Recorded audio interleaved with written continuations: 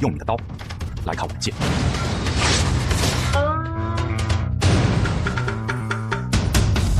好。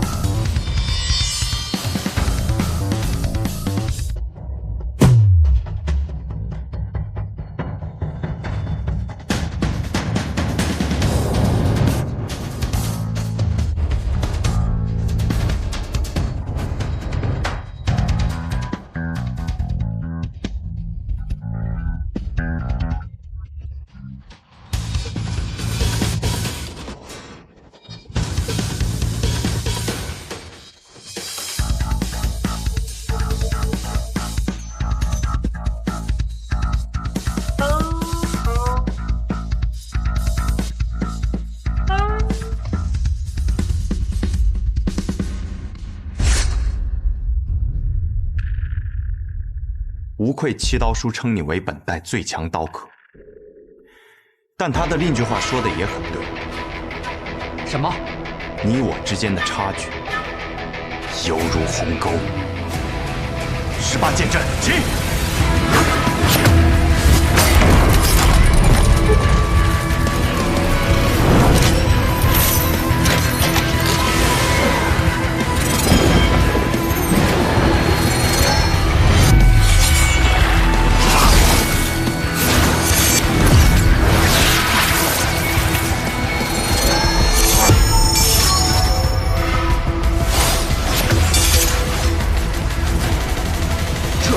剑阵，仅靠一人就能操纵这么多的剑人。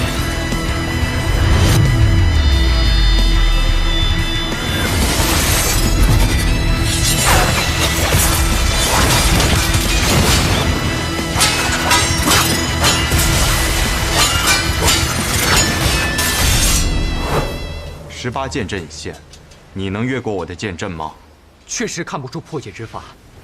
可是，只有跨不过去的难关，才有跨过去的意义，不是吗？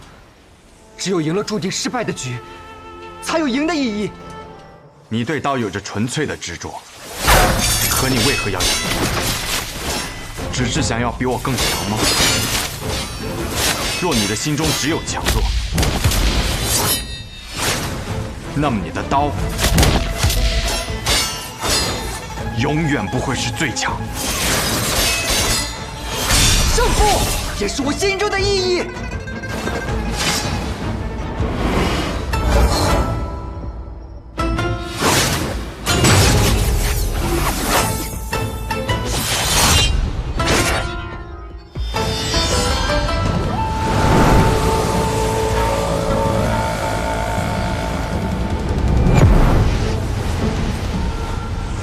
这一刀值得敬佩。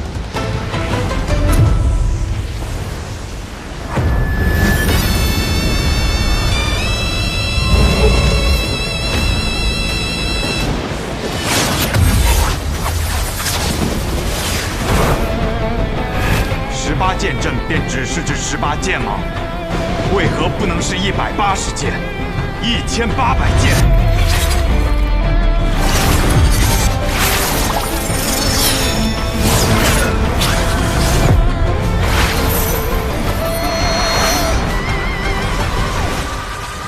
？18000剑！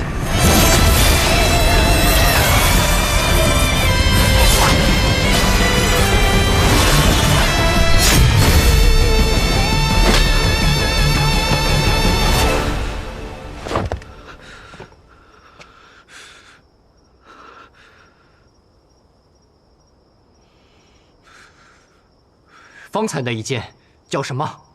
飞刃散落，宛若暮雨；长剑如虹，一击致命。方才那剑以我为名，便叫暮雨。以剑为名，以后我也要创下一刀，名叫不懈。你痴心于刀，醉心于刀，你战斗的一切都是为了刀。可刀是死物，你需要去寻找。 真正值得你为之死战的事物和理由。理由？我不明白。就像我必须要战胜你，因为我不能输。我不明白你说的。可是我会为了赢你，去尝试寻找。你这是要走？我早就说过，我来这里不是为了杀任何人。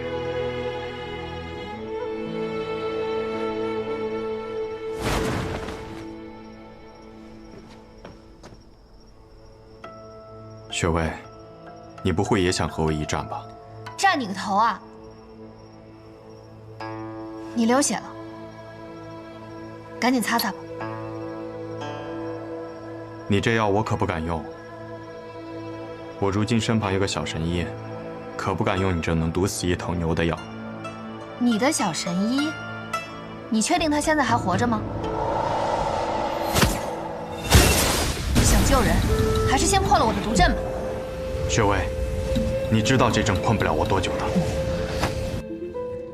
大家长，你相信我，我没有恶意的。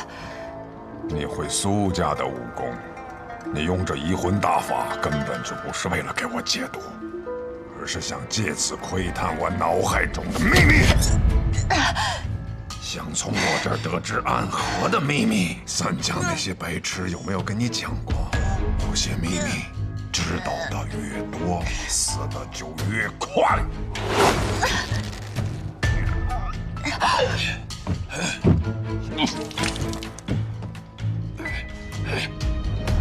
大家长，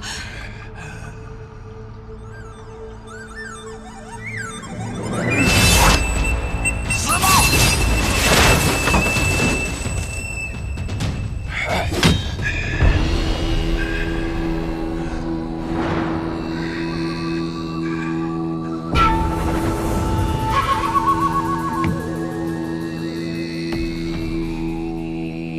穆家，穆雪薇。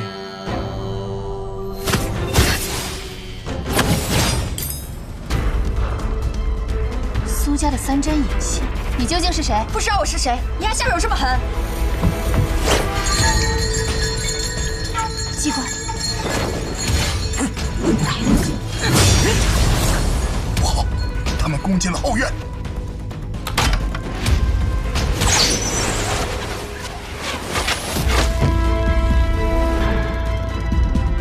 骗子苏沐雨，说好有你在，就能保我无忧呢。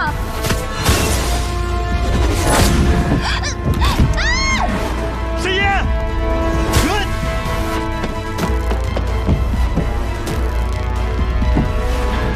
苏沐雨，你下去做什么？我才能饶他，我不想死！沈一莫慌。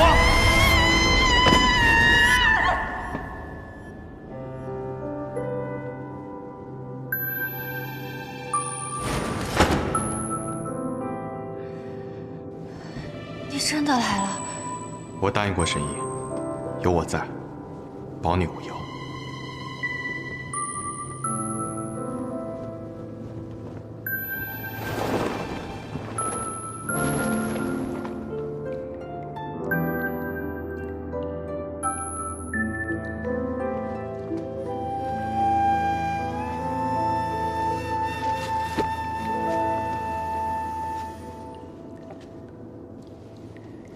这么高啊，这该怎么过去？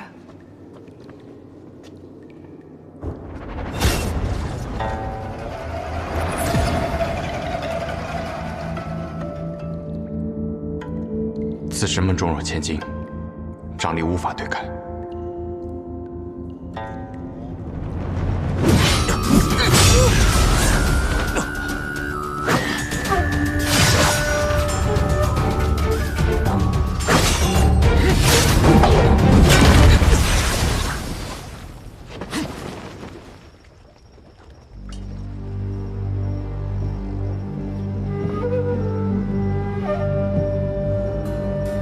雪薇，见过大家长。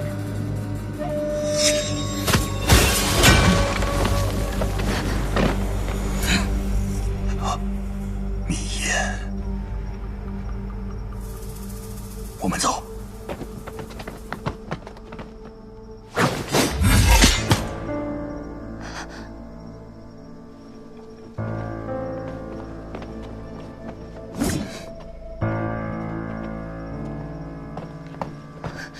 墨迹，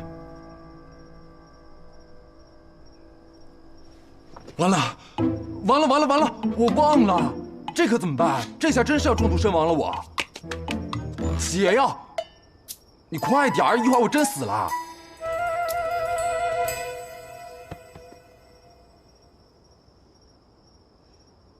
外面败了。朱隐十二下岂是那么容易对付的？最多再剩半炷香时间吧。谢谢那小子呢？跑了。跑了？那苏沐雨呢？跳进那个洞里了，和药王谷那个神医一起。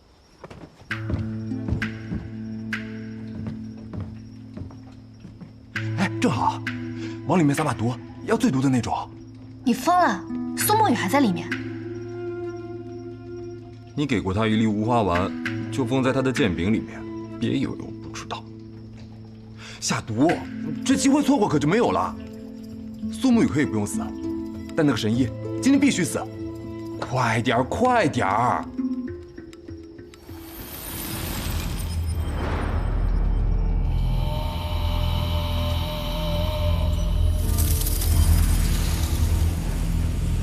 小心！小心什么？有毒！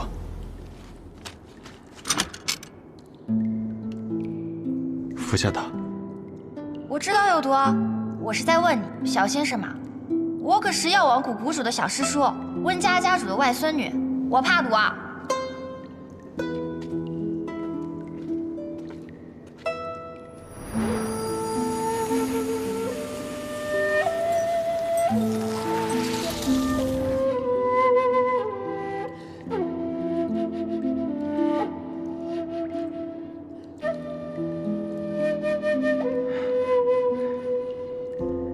神医还真是给人很多惊喜。不过那姑娘到底练的是什么毒功啊？居然把自己给练出一身毒来！雪为无名者时练的是毒沙掌，神医慧眼，竟一下就给看出来了。其中隐秘，待出去之后，我再与神医细说。现在当务之急是先回到大家长身边。虽然破筑巢那把刀已经被我斩断了，但如今长河还未出手。温家练毒功的人确实不少，但是多半呢还没有毒死别人，就先把自己给毒死了。不过这毒沙掌也不是多么高深莫测的毒功啊，他定是在练功的时候不知道是出了什么岔子，导致剧毒流遍了全身。按理说他应该活不下来，应当是被什么神奇的法子给救了回来。看来我猜的没错了。不过呢，人虽然是救了回来，但是毒还在。旁人若是这么不小心的，轻轻碰了他一下，不出一炷香时间，便会化为一滩黑水。能救吗？他刚一见面就想杀了我，我都跳密道逃跑了，他还放出来一朵毒花来追杀我。你这个时候和我说救他，不合适吧？对不住啊，我这朋友虽一身剧毒，但性格温和，一向对人避而远之，怕无意之中害到别人。他方才对你出手，应当也是迫于家族的命令。苏沐雨，我现在真的好好奇，你究竟是一个怎样的天真质啊？他刚才是真的想杀我，我能感觉得到。至于是什么原因嘛，那我就不知道喽。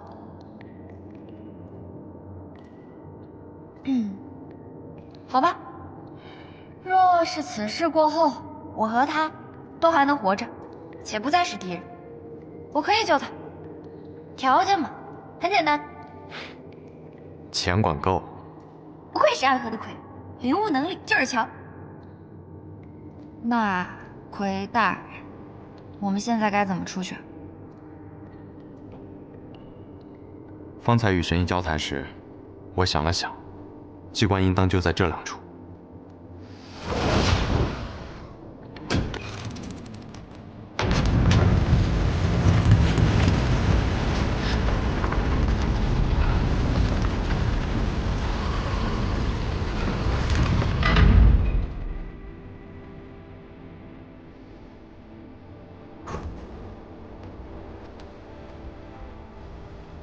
神医，我们走。这看着怪吓人的，不会有什么机关吧？不会，此乃逃生之路，不会再有什么机关险阻了。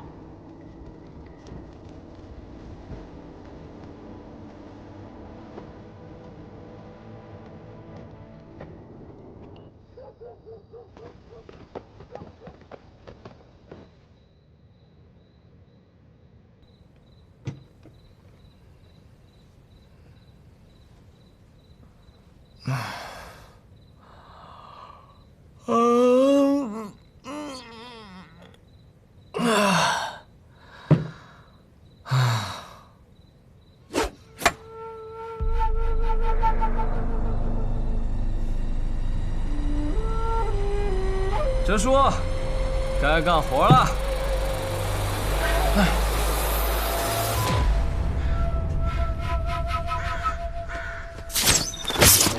晦气！老爷子息怒。怕什么呀？我是看不惯这只乌鸦，骂了一句罢了。苏家儿郎，不要如此胆小。是。家主，有消息吗？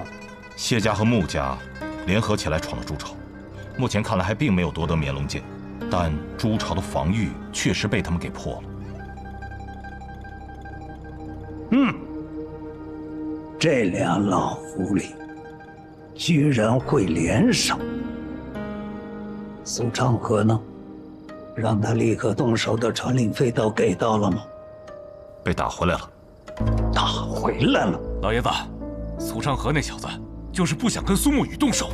要我说，您把领兵权交给我，我现在就带人杀进去，帮您把绵龙剑抢到手。能对付苏沐雨的只有苏长河，而只有当我们苏家夺得绵龙剑，且同时拥有苏沐雨与苏长河2个人时，这谢家和穆家才掀不起太大的风浪。你的意思是？家主，苏长河与哲叔已经离开落脚萧客栈了。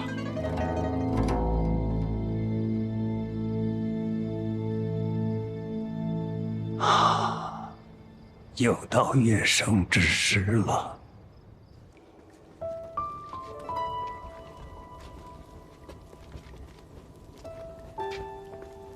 大家长身上的毒，沈一方才可治好了。啊，算是暂时压制住了吧。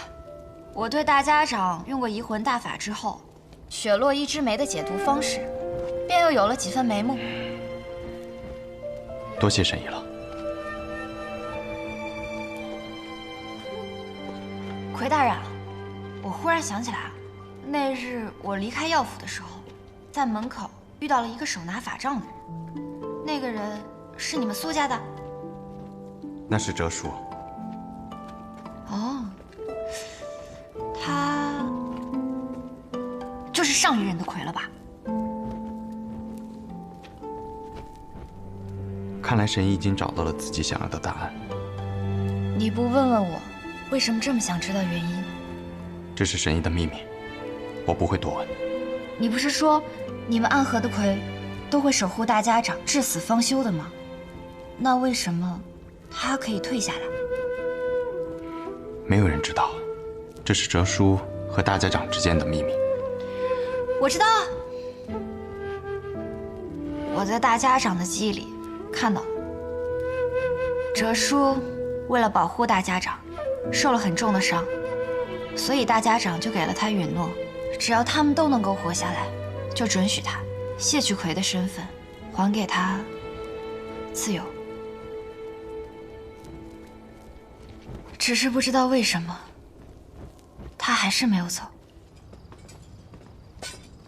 朱朝之中有一条密道，那条密道很长，直接通往城外的三里亭。哲叔，不如我们就兵分2路，你直接去三里亭候着，杀了那个小神医，我去朱朝夺取绵龙剑。哎，苏家里面有那么多高手，啷子总是我们2个跑腿？你是这次苏家的指挥，你倒是多喊得赢啊！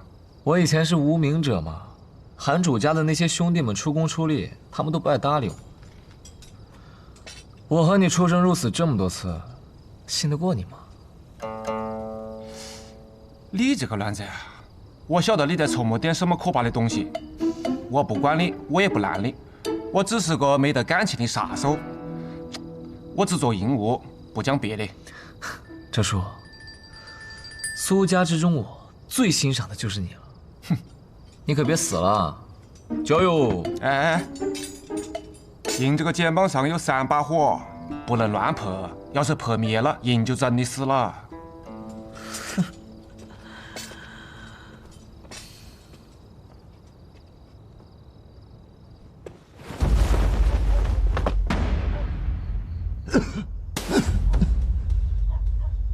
这托贝阿罗真是难缠。穆家的人呢？穆千阳和穆雪薇一度突破防线，但还是被拦下了。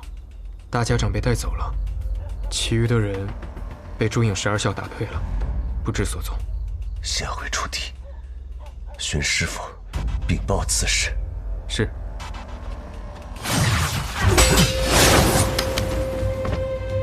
苏昌河，病死鬼谢繁花，还真是冤家路窄啊！看来你们这是进攻朱朝失败，败退了。你来此是要拦我的去路？非也，我就是想去朱朝看一眼，再次遇到你，纯属偶然。既然如此，那便请送葬师把路让开。你都叫我送葬师了，虽说我不是刻意来找你的，但既然见到，总得有所表示吧。你也算是谢家的一代翘楚了，不如我来给你送送葬。那你便来试试。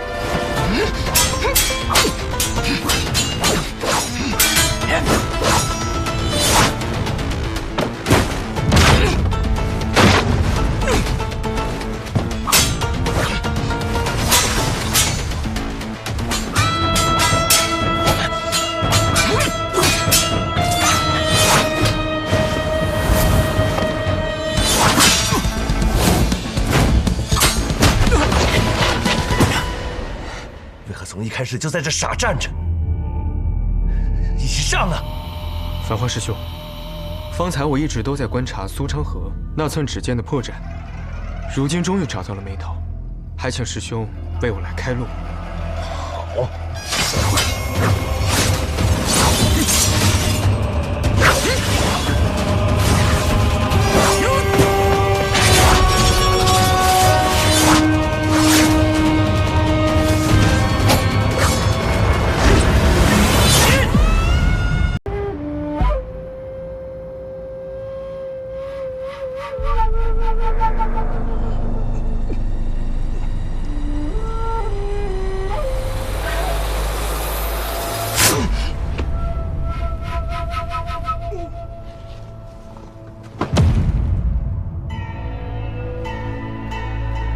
他是谢霸最钟爱的徒弟，杀了他，等于向谢家宣战。就说是我杀的，宣战怕什么？谢霸要宣战的是整个苏家，我不怕他宣战，只怕他胆子太小。我走了。等等。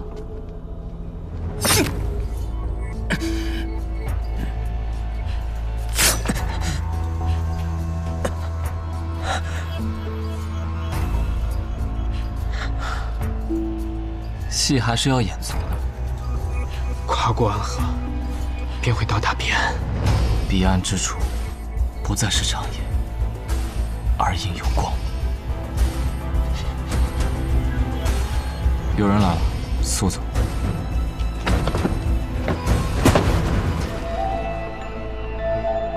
唉，可惜了。谢家这代中有意思的人不多，你勉强算一个。若你不是这般病死鬼的样子，我还真想痛痛快快的和你打一场。哈哈哈哈，真是让人没有想到啊！暗河的送葬师也这么的多愁善感。是你，穆家家主穆子哲。你杀了谢繁花，谢霸不会放过你的。在此之后，暗河之中谁又能放过谁呢？或许以后所谓的3家也就只剩下1家。剑已出鞘，何必藏其锋芒？你是穆家有史以来最年轻的家主，难道你不想成为暗河有史以来最年轻的大家长？你这个人啊，还真的是挺有意思。我是来杀你的。哼，第一次见你的时候，我就想杀了你。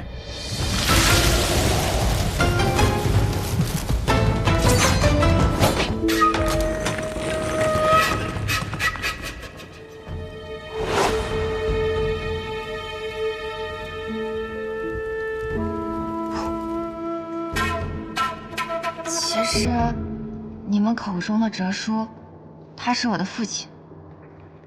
这就是我为什么一直打探他下落的原因。我的母亲什么都没有告诉我，只和我说他是暗河的魁。这不可能。我不是说笑，这有什么不可能的？暗河中人从不与外人通婚，之前也有人打破这规矩，和暗河之外的人成婚生子，但结果却是，其人连同他的一家妻儿老小，皆被抹去了。哲叔是曾经的魁，如今在苏家的地位亦是不低，不可能在外有女儿的。哈哈，我方才是与你开玩笑的嘛，你还这么一板一眼的认真回答我啊？你们暗河的魁不是接任大家长的候选吗？那大家长为什么不直接传位给你？这样不就破局了吗？我并非暗河三家本族中人，我是无名者出身，暗河之中从未有无名者接任过大家长的规矩。所谓无名者，都是孤儿出身，经过试炼后才得此姓，名义上加入了三家，事实上却仍不被视为真正的族人。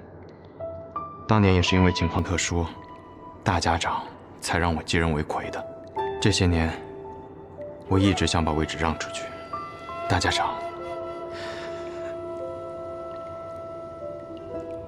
长却没有允许。方才我就想说了，既然受了伤，你在我一个神医面前装什么？抱歉，方才那一战耗费了不少气力，实在是因为担心大家长那边，勉强撑着。那现在呢？撑不住了。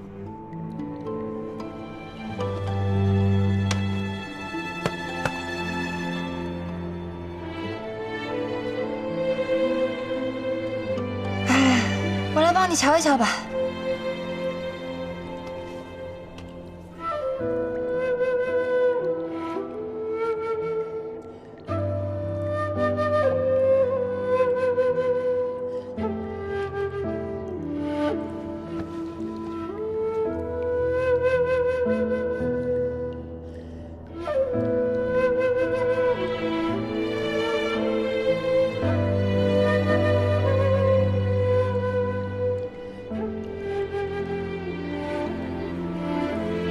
生死同母，唯有下毒者那里可将其化解的奇毒。神爷，我运气疗伤片刻便好，不必担忧。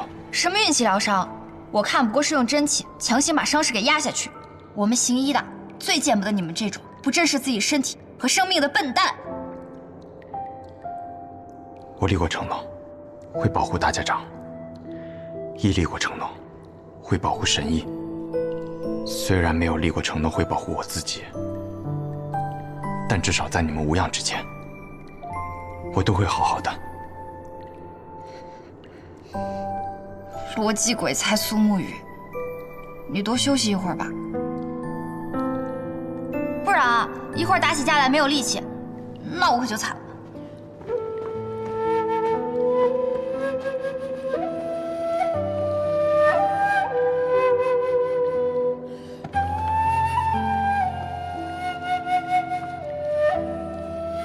真是有趣，这朱朝的密室里所放的书，竟都是些杂言故事、演绎小说。难道是怕避难者在此无事可做，供他们打发时间？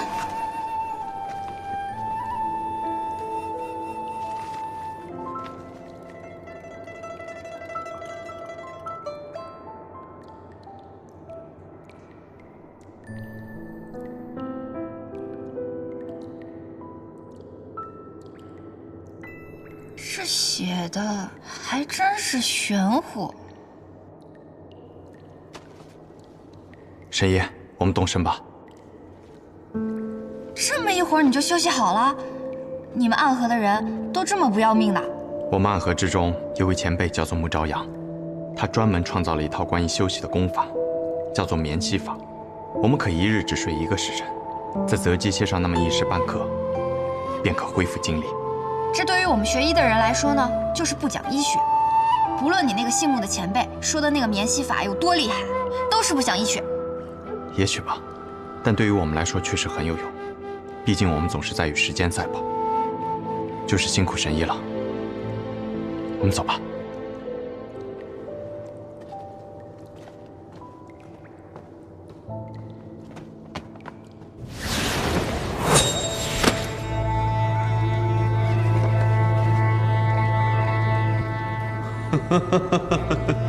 三家的水已经彻底浊了。哼，可笑的三家中人，还以为自己可以有所选择，可他们从不明白，大家长之位只是一柄剑，真正执剑之人一直都不是他们。苏家有着苏昌河和苏沐雨的存在，无法控制；谢家虽然实力不弱，但行事鲁莽，无法服众。只有穆家，都阴狠诡道，但实力偏弱。剑要找一柄听话的，那便让他们先自己斗一会儿，我们慢慢学吧。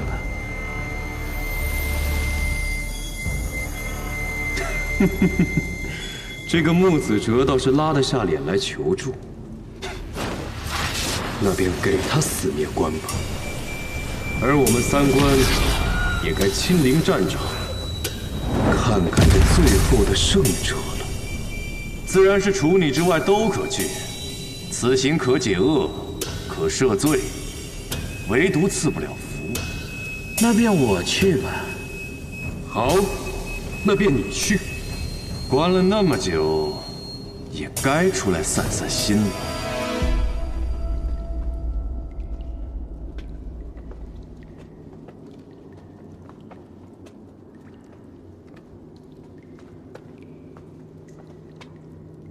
神爷，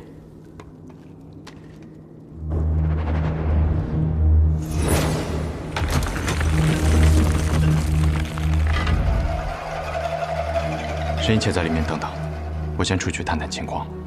好。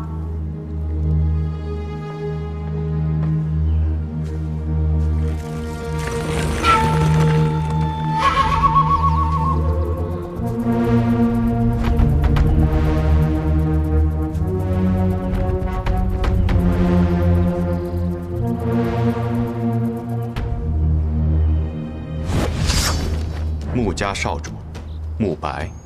苏沐雨，我在这里等你许久了。你比我想象中要聪明。你忘了，每一处诸巢中的阵法背后皆有我穆家的手笔。纵然无法窥得全貌，但还是有些踪迹可以追寻的。雪薇带来的消息，你和那位神医都进入了密道之中。那么只要在此等候，杀了神医，大家长的性命就该结束了。可你又比我想象中要愚蠢。什么意思？既然你们等到的是我，就凭你们，靠什么赢我？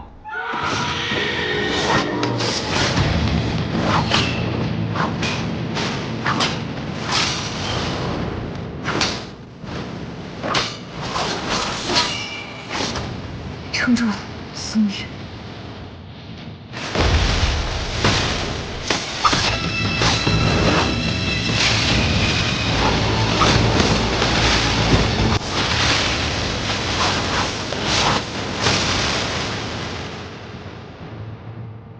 堂堂穆家家主，就只会玩这些娘娘腔的东西。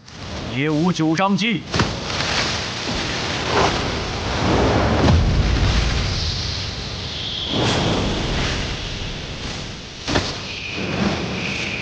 走。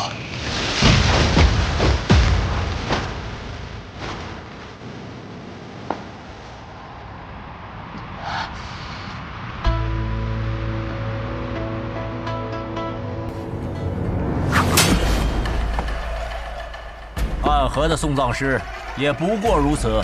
就说最讨厌和你们穆家打架了，这哪是刺客呀？明明就是变戏法。本以为给哲叔安排的才是苦差事，我来朱朝就是走个过场，没想到，史策，应该跟他换条路走才对。近身对决，再厉害的高手也会有失手的时候，所以3丈之内，我不会让你近身的。你废话真多。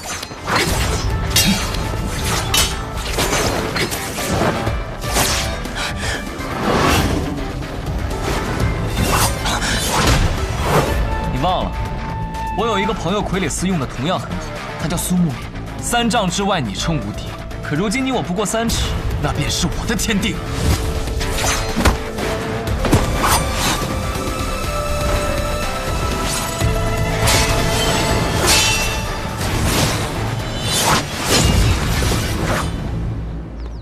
试过之后方敢确认，你的内力现在已经不足以支撑18剑阵了。如今单靠手中一柄剑和一具重伤之躯，你还能是我的对手吗？看来今日是不能与你尽兴一战了。若非我已用了18剑阵，你又岂敢与我一战？哦，倒是很少见你这般说话了。平日里遇到你，怕是连情绪波动都难以见到。看来你是真的急了，想用这样的办法来激怒我。即便如此，你依然不是我的对手。当年你我并称2家年轻一代第一高手，可你会的，穆子哲也会，而我会的，就连苏老爷子也未曾见过。是吗？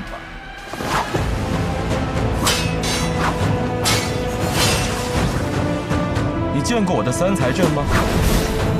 此阵是我耗费多年心血所改进，一招一式更是严丝合缝，不给对手留半分机会。苏沐雨，你很快便不能如方才那般自信了。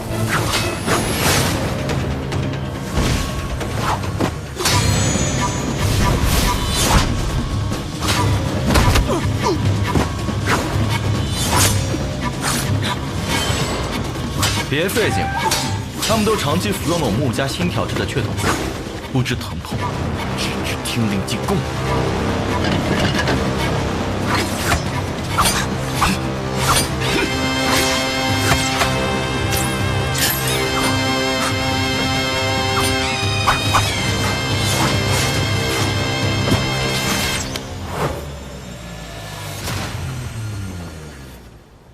你的天地转瞬即逝，我的天地一瞬便是永恒。我抹了毒，对穆家人用毒，就凭你，我这点毒自然伤不到穆家家主，但是嘛，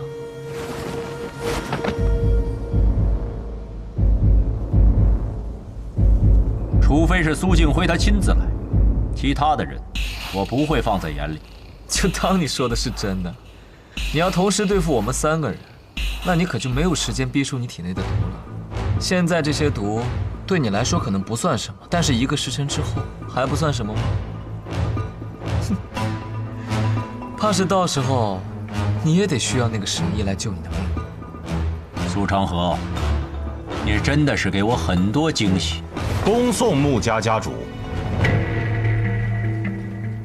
怎么样？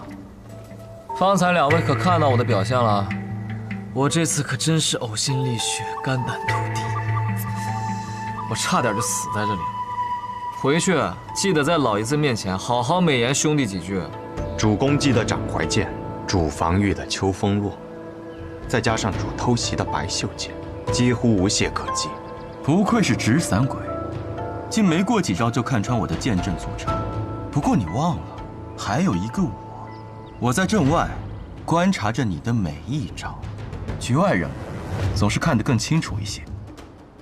母生，东南凯门；母痕，正北修门；母凤，四塔西海。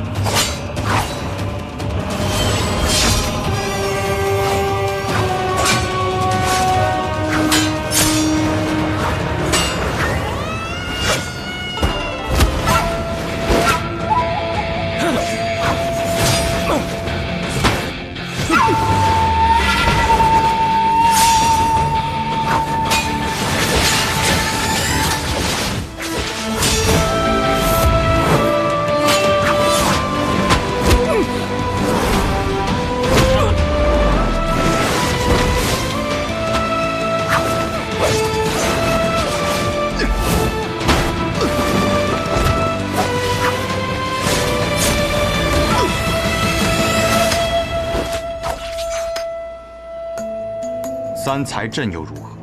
剑阵是死的，而剑客是活的。再精妙的阵法，也有破解之道。你是如何在这么短时间之内找到破解之法的？我从一个以剑闻名的地方而来，在那里有专门的人研习天下剑法，也有专门的人破天下剑术。我父亲曾说过，若非剑仙，在其面前，没有人有资格提剑这个字。吴建成，你竟是出自吴建成！我未用18剑阵，你便败了。你以为我只带了这3个人？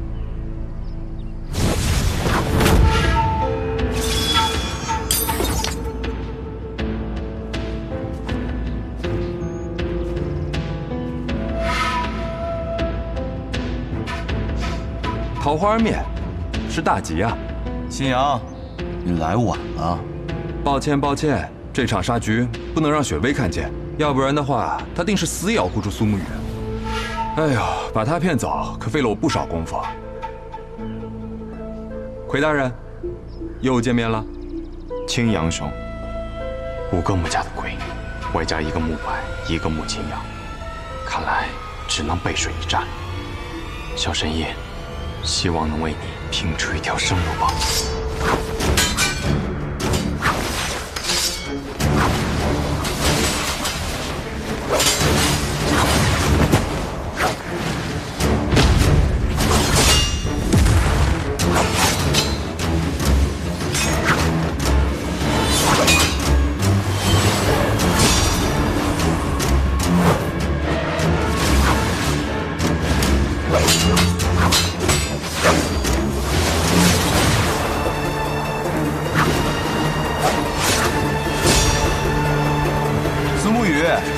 欠下这阵，你可撑不了多时。妈的，苏昌河那个臭小子，真不是个东西。哲叔来了。那个卵仔啊，在竹草里头走了个过场，喊老子在这个手淫，银我是收到了，还多出穆家7个鬼。哲叔此言何意呀？让你讲话了没有？哲叔还是这么喜欢营造出我很厉害的气氛。我还要营造啊？老子本来就很厉害。哲叔接下来怎么打算？我打算老子不杀你，还能完成老爷子的任务。怕是有些难啊。确实有点难。但我们2个毕竟也算是萝莉之交啊。莫逆之交。哎，对。哎呀，吃了没文化的亏。哎，要不这样子嘛，我们2个联手，先杀了穆家这几个鬼，剩下来就是我们苏家自己的事了。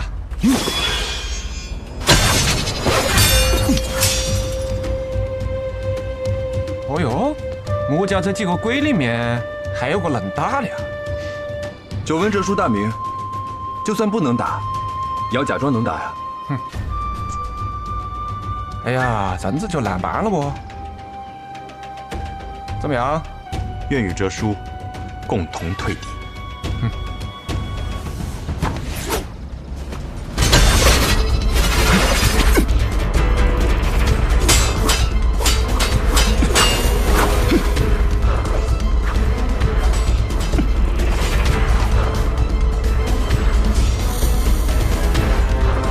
抱歉了，小木鱼。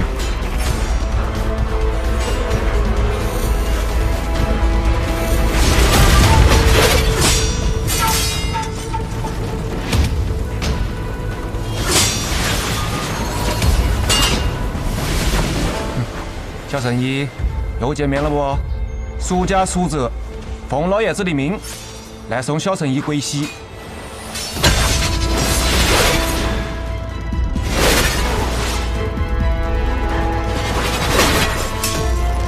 归总部，狗东西！你究竟是哪个？我是白鹤怀，药王谷的神医啊。你母亲可是姓温？你刚才使用的鬼重步是我改良过的，普天之下我只教过他1个人。是，那又如何？苏哲，你和白神医究竟是什么关系？要你管啊？好，我不管。来啊，动手！都给老子滚！苏哲，你到底是哪边的？你母亲的名字可是叫温若锦，小名阿赫。是。那你是？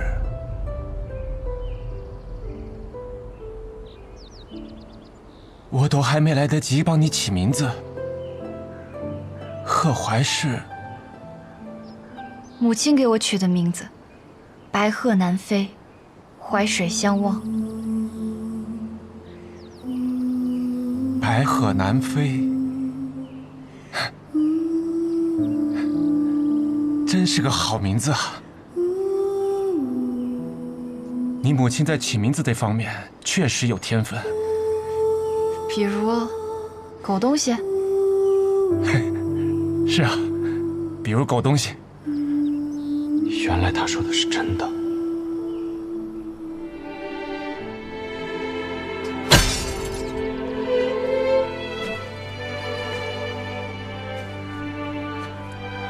有没有受伤啊？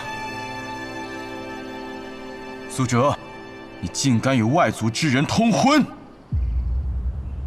是有人子，违背族规，你和这个孽种都该死！屁话！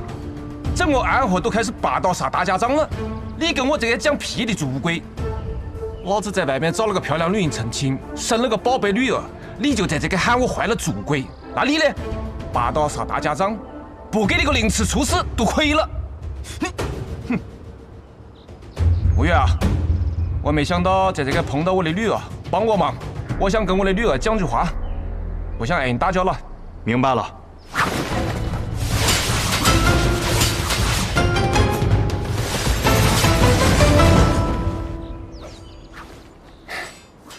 真是意外的重逢啊！要是站在这刻的是你的母亲就好了。女儿就不行了吗？女也好，要是老婆的话就更好了。老婆再好，你不还是一次都没有回来？我不回来那是为了你们好。我看过大家长的记忆了，他明明给了你自由。是啊，他撮合了我魁的身份，给了我自由。我满心欣喜地去了文家，但你的母亲还是患上了不治之症。你那个外公把我赶了出来，他跟我讲，我要是再靠近文家，靠近你一步，他就杀了我。当然，我是不怕他的，但是我后来想了想，我要是留到你的身边，确实会给你带来更多的危险。狗东西！喂，狗东西是你母亲喊的，你啷子也要喊我声爹嘛？狗爹！啊，得，狗爹也是爹。你还杀我不？哎呦，这不就是一场误会吗？你看，现在误会解开了。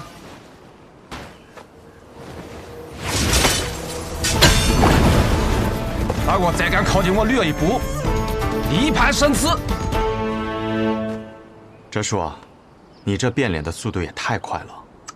都是自家兄弟，讲什么见外的话？少主，他们两人似乎准备联手。既然他们苏家要打，我们便同他们打。难道我们还怕了他们不成？那苏哲可是当年苏家第一高手。我家那个小术士有句话你讲错了。什么话？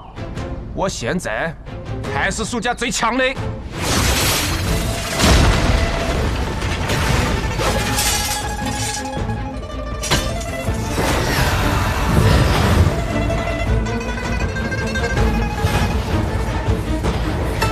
邪术，穆家的鬼虚阵法，小心！魑魅魍魉也敢在我降魔法掌面前放肆！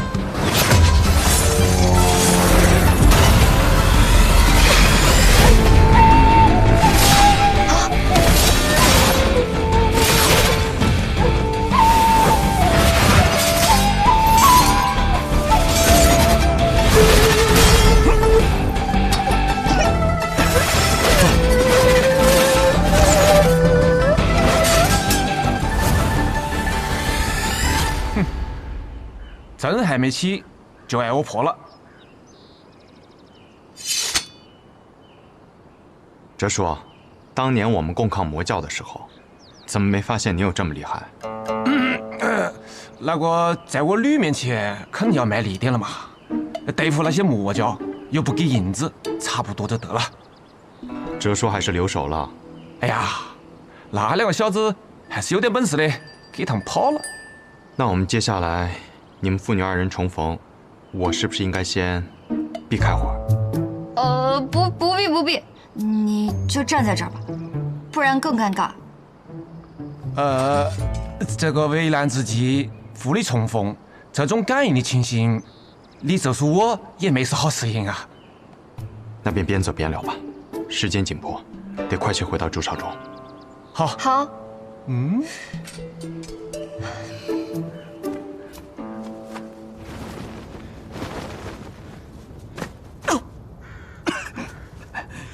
这个苏哲，实力未免也太过恐怖了。毕竟，他曾经是离大家长之位只有一步之遥的男人呢。回去我就要将此事禀报给父亲。这次，我们不仅要杀了大家长，就连苏家也要连根拔起。没错，你说的没错啊。可是，想要家主下定决心跟苏家的人死战到底，似乎还缺了一个契机。什么契机？你的死。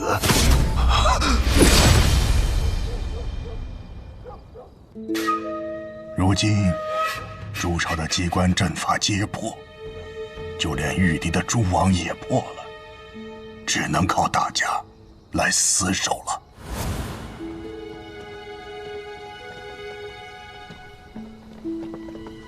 好，诸位辛苦了。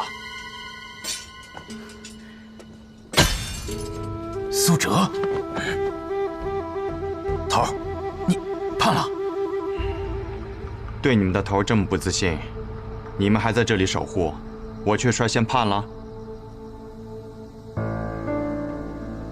头儿，我们当年加入朱影是何等的荣耀，可现在却被自家族人一路追杀，倒像是罪人一样。错的是他们，不是你们。哲叔是来帮助我们的，作为上一任魁，他愿意站在我们这边。哎，你这个臭小子，又给老子乱扣帽子！哎，不过嘛，肃清暗河内乱，实乃吾辈之责。前辈，神医已经找到能够医治大家长的方法。既如此，快请神医一试啊！但这个方法我用不了。为何呀？因为用了，我会死。那不行，神医是只能你死啊，还是可以换一个人死啊？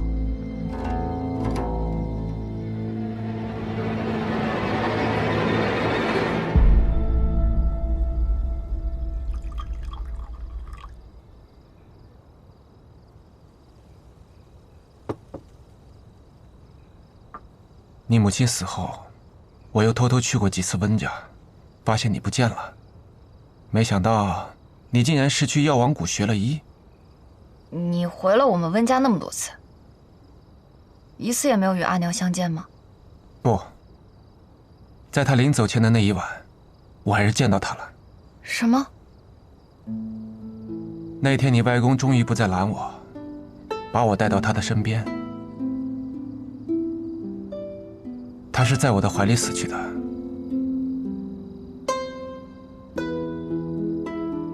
那时你还小，就睡在旁边的小床上，很安稳，一夜都没有醒来。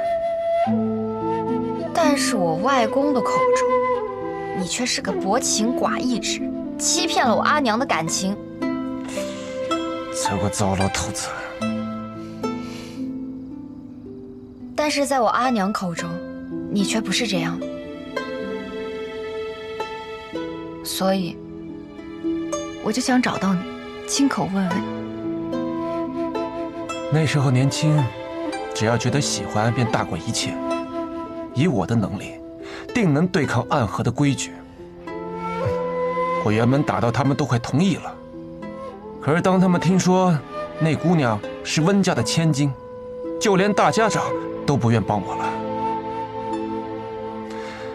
唉，还是不行啊。狗弟，你会跟我一起走吗？自然是，女儿到哪我到哪，女儿指东我不往西啊。那这样就不算违背了你们暗河的规矩。现在世道这么乱，大家都不讲规矩，那就各凭本事喽。好，那等我治好了大家长，你就和我一起去南边。好是好，可是为什么呀？女儿啊，你这么尽心尽力的要救活大家长，是不是看上苏沐雨那小子了？都说沐雨是暗河100年来的第一美男子，看来所言非虚啊。不过，看上暗河的男人，可不是什么好事儿啊。不是我说狗爹，你怎么连自己都骂？那是什么原因啊？那自然是因为给钱啦。哎呀，你怎么跟你母亲一样？这是最重要的事情，好吗？不过，我们还是要等到医治好大家长再走，不然之前的努力不就全都打水漂了吗？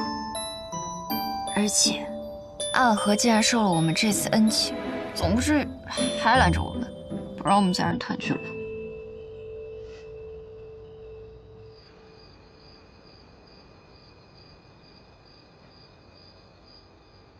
桃儿，我们当年加入朱影是何等的荣耀，可现在却被自家族人一路追杀，倒像是罪人一样。是我的原则，让追随我的这些人成为了被家族抛弃，在暗河中无可依附的亡魂吗？魁大人，刺蛇，打扰魁大人独处了。神医和哲叔在谈事，让我先把伤药送来。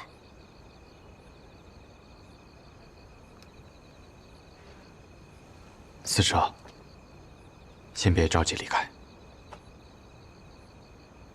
魁大人还有别的吩咐吗？你入朱影的时间，应该是所有人里最短的吧？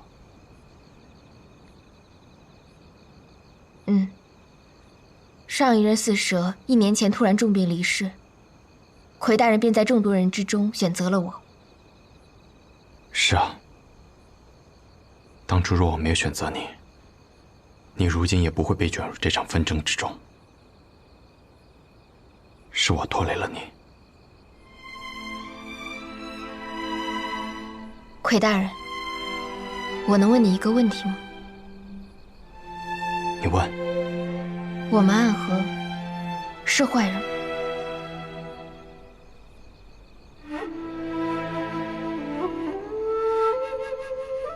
收钱杀人，不问因果，世人闻我们之名如见恶鬼。江湖朝堂，有多少人与我们结怨，也有多少人想将我们诛之而后快。我们是坏人吗？我们当然是。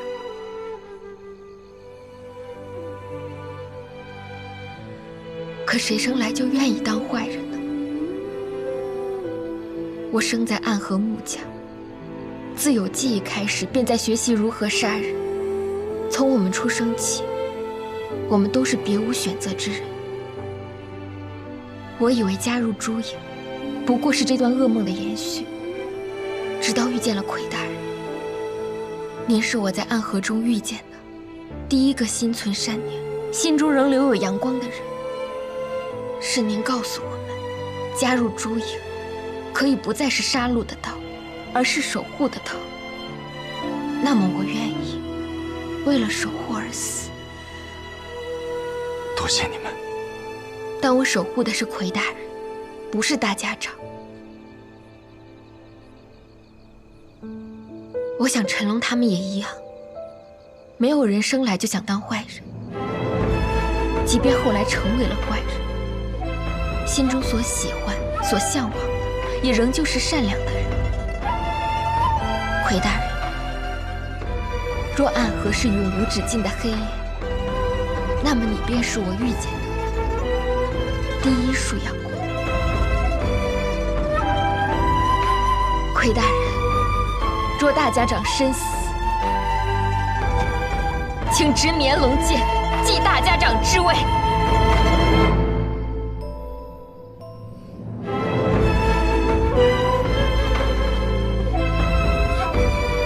请奎大人执绵龙剑，继大家长之位。